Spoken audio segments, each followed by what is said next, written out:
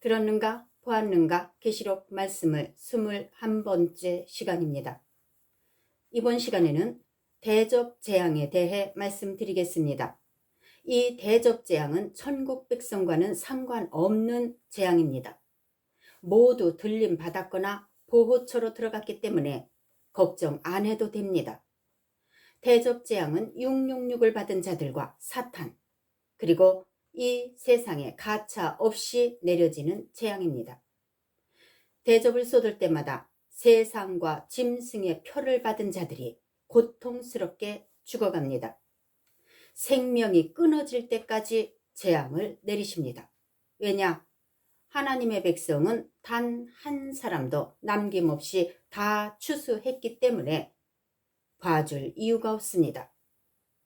계시록 15장 1절 또 하늘에 크고 이상한 다른 이적을 보매 일곱 천사가 일곱 재앙을 가졌으니 곧 마지막 재앙이라. 하나님의 진노가 이것으로 마치리로다. 일곱 대접 재앙을 마지막으로 이 세상은 완전히 멸망하고 하나님의 진노도 끝이 납니다. 하나님 나라는 시작도 없고 끝도 없이 영원합니다. 사탄의 나라는 시작은 있으나 끝이 없이 영원합니다. 세상 나라는 천지 창조의 시작이 있었으니 끝도 있습니다. 그러므로 이 세상은 대접 재앙으로 종말을 맞게 됩니다. 아담에게 생명의 사람이 되어서 생육하고 번성하게 하셨으니 마지막엔 그 생명을 전부 거둬들이시는 것입니다. 또 생명을 가볍게 생각하고 팔아먹은 자들은 하나님의 공의에 따라 영원히 대가를 치릅니다. 이 종말이 오는 것입니다. 첫째 대접 재앙에 대해 말씀드리겠습니다. 계시록 16장 1절에서 2절 또 내가 들으니 성전에서 큰 음성이 나서 일곱 천사에게 말하되 너희는 가서 하나님의 진노의 일곱 대접을 땅에 쏟으라 하더라. 첫째 천사가 가서 그 대접을 땅에 쏟음에 짐승의 표를 받은 사람들과 그 우상에게 경배하는 자들에게 악하고 독한 종기가 나더라. 이때 이 세상에 살아있는 자는 666을 받은 자들과 두 짐승 그리고 우상들이 살아있습니다. 물론 사탄과 그의 사자들도 있습니다. 이들에게 진노의 재앙, 독한 종기가 생기는데 모두 지옥 갈 자들에게 생기는 것입니다. 이 종기로 인해 죽음과 같은 고통을 죽을 때까지 받게 됩니다. 하나님은 이제부터 용서 없는 재앙, 공의의 재앙을 이 세상에 가감 없이 쏟아 부으십니다. 마지막 대접 재앙은 죽음을 동반합니다. 보호처는 이 세상에 있긴 하지만 별도로 하나님이 관리하시는 특별한 곳이기 때문에 해당 사항이 없습니다. 둘째 대접 재앙입니다. 계시록 16장 3절 둘째 천사가 대접을 바다에 쏟음에 바다가 곧 죽은 자의 피같이 되니 바다 가운데 모든 생물이 죽더라. 천사가 대접을 바다에 쏟음에 모든 바다가 피가 됩니다. 나팔 재앙 때는 바다 3분의 1이 죽었는데 대접 재앙 때는 바다 전체가 죽습니다. 바다가 죽었고 그 안에 사는 모든 생물이 죽습니다. 이로써 모든 바다가 종말을 맞습니다. 셋째 대접 재앙입니다. 계시록 16장 4절에서 7절 셋째 천사가 그 대접을 강과 물 근원에 쏟음에 피가 되더라. 내가 들으니 물을 차지한 천사가 이르되 전에도 계셨고 지금도 계신 거룩하신 이여 이렇게 심판하시니 의로우시도다. 그들이 성도들과 선지자들의 피를 흘렸으므로 그들에게 피를 마시게 하신 것이 합당하니이다 하더라. 또 내가 들으니 제단이 말하기를 그러하다. 주 하나님 곧 전능하신 이시여 심판하시는 것이 참되시고 의로우시도다 하더라. 사람이 살아가는데 근원이 되는 강과 샘이 피로 변하는 재앙입니다. 사람뿐 아니라 모든 생명체가 살아가는 필수 조건이 물인데 물이 전부 피가 됩니다. 사람들은 갈증에 목이 타서 어쩔 수 없이 핏물을 마시고 죽습니다. 이렇게 되는 이유는 하나님의 자녀들을 피를 말리듯 괴롭혔기 때문이고 순교자들을 피를 흘리며 죽였기 때문입니다. 자녀들의 고통당한 것을 다 갚아주시는 하나님이십니다. 이로써 모든 강과 물 근원지가 종말을 맞습니다. 넷째 대접재앙입니다. 계시록 16장 8절에서 9절. 넷째 천사가 그 대접을 해에 쏟음에 해가 권세를 받아 불로 사람들을 태우니 사람들이 크게 태움에 태워진지라. 이 재앙들을 행하는 권세를 가지신 하나님의 이름을 비방하며 또 회개하지 아니하고 주께 영광을 돌리지 아니하더라. 현대인들은 해마다 점점 더 뜨거워지는 지구를 맞이합니다. 이제는 화상을 입을 정도로 뜨거워져서 낮에는 밖에 나가지 말라는 뉴스를 종종 접하기도 합니다.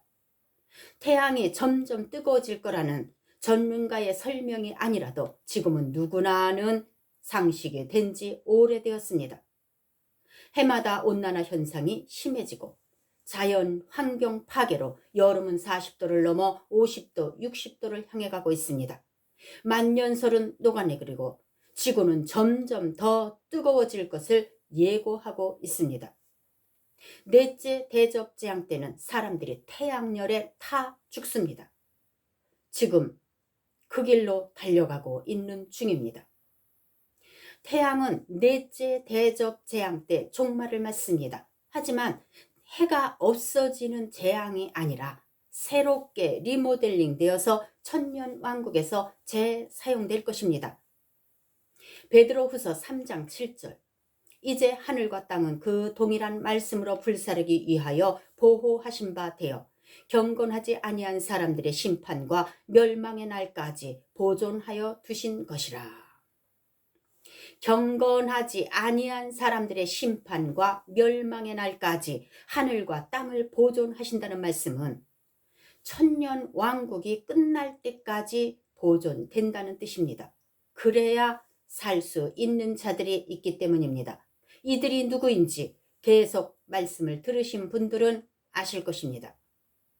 그러므로 바다, 강, 태양, 하늘과 땅이 대접재앙 때 종말을 맞는다는 말은 자연이 이 세상에서 아예 없어지는 종말이 아니라는 것을 전합니다. 천지 창조 때부터 대접재앙 때까지 사용했던 낡고 더러운 기능이 종말을 맞는 것입니다. 땅만 리모델링 되는 것이 아니라 해, 바다, 강, 물샘, 공중까지 리모델링 될 것입니다. 천년 왕국에서 이 모든 자연을 재사용할 수 있도록 보존되는 것입니다. 새롭게 변화된 새 땅에서 천년 왕국이 이루어지는 것처럼 해도 새롭게 변화되어 천년 왕국에서 재사용될 것입니다. 그 후 새 하늘과 새 땅 시대가 오면 전부 불에 타 없어질 것입니다. 이해가 되십니까? 다섯째 대접재앙입니다. 계시록 16장 10절에서 11절. 또 다섯째 천사가 그 대접을 짐승의 왕자에 쏟으니 그 나라가 곧 어두워지며 사람들이 아파서 자기 혀를 깨물고 아픈 것과 종기로 말미암아 하늘의 하나님을 비방하고 그들의 행위를 회개하지 아니하더라.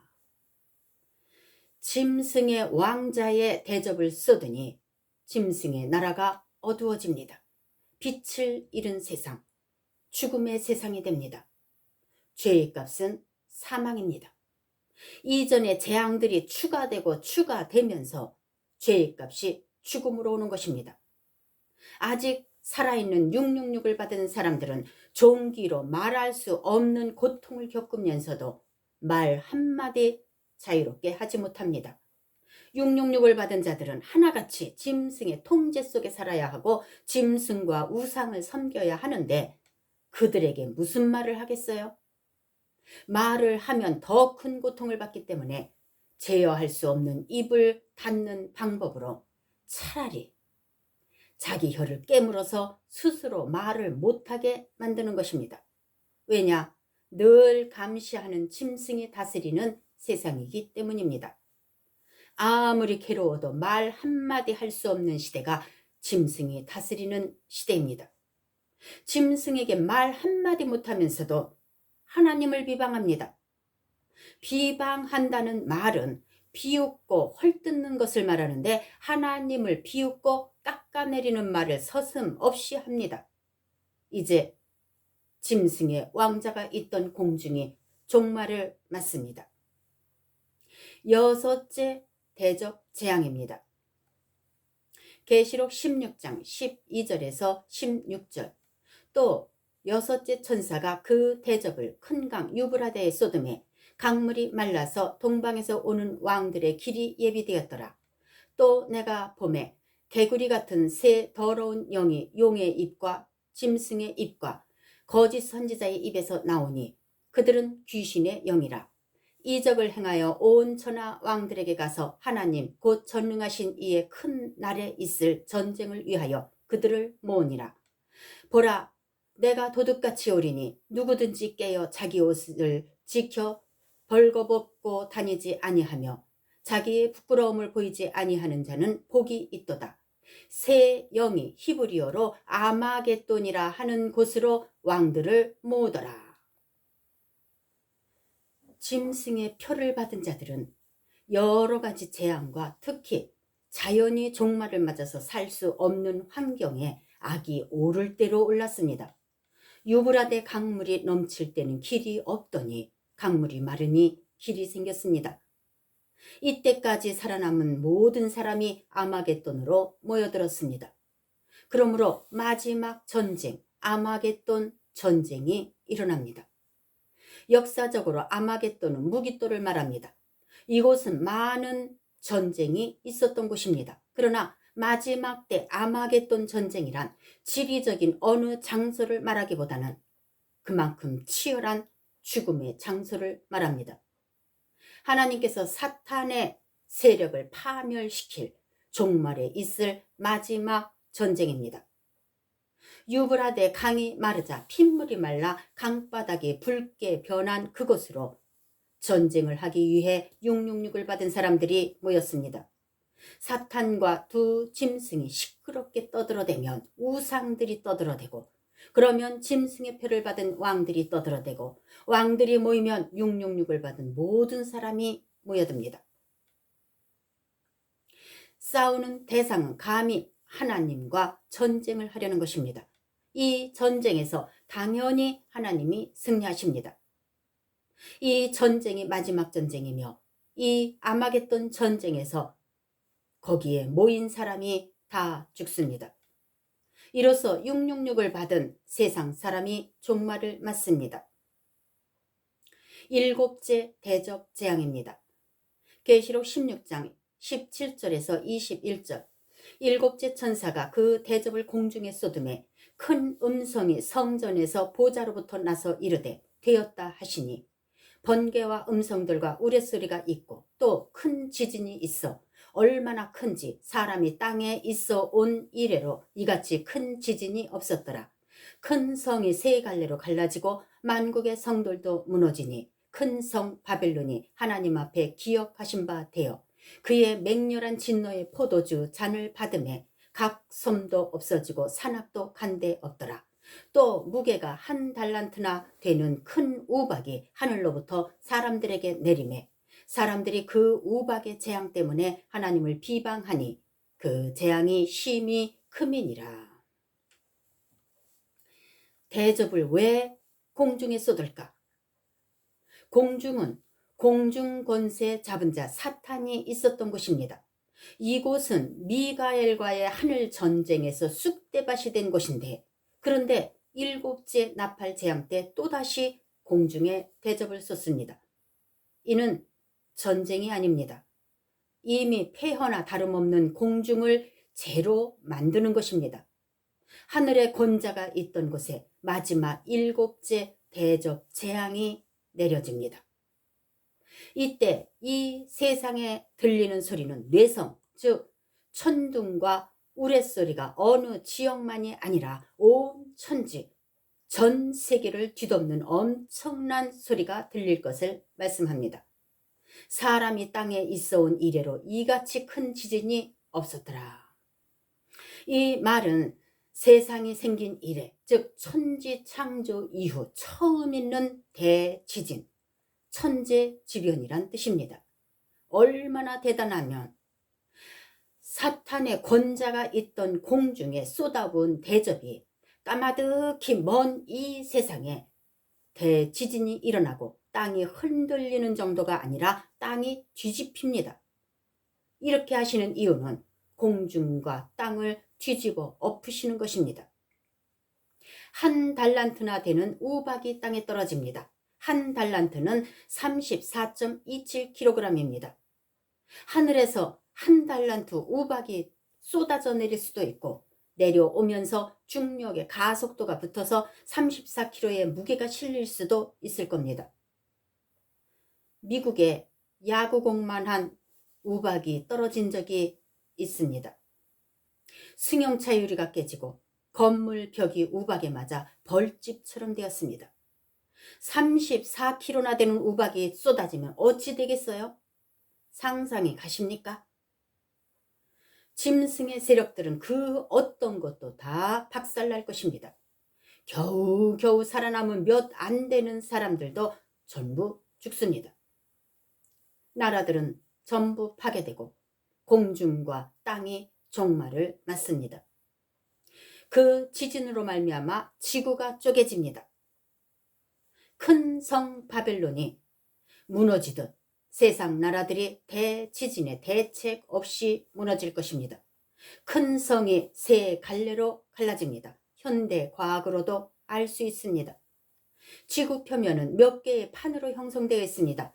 이 지구의 표면이라고 말하는 껍데기는 딱딱한 판, 땅으로 이루어져 있습니다.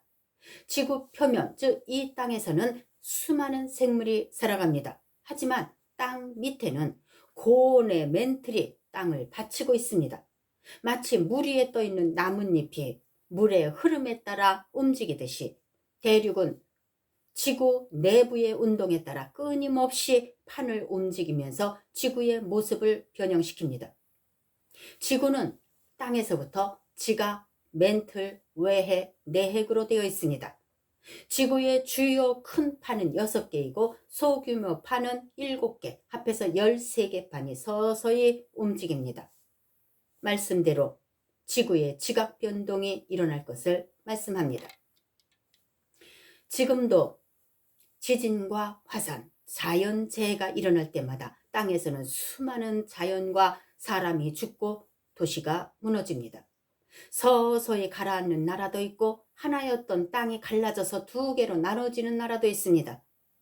이것은 과학으로 밝혀지는 지구의 모습입니다.